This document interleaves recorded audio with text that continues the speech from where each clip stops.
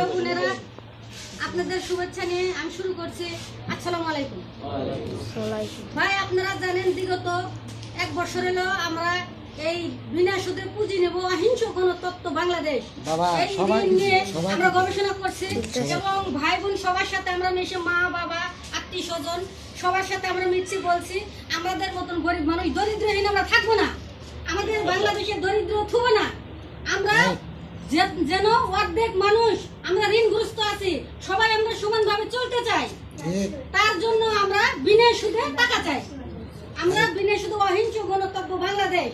আমরা গিয়েছিলাম 18 আগস্ট ঢাকা, আমরা 1,20,000 লোক ওখানে গিয়েছিলাম, আমাদের কোনো সমস্যা হয় নাই।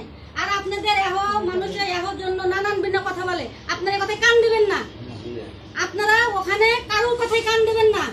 আপনাদের সমস্যা হলে আমাদের অনেক আইনে যাওয়ার জায়গা আছে, আমরা সেখানে ফোন দেব, সেখানে আমরা যাব।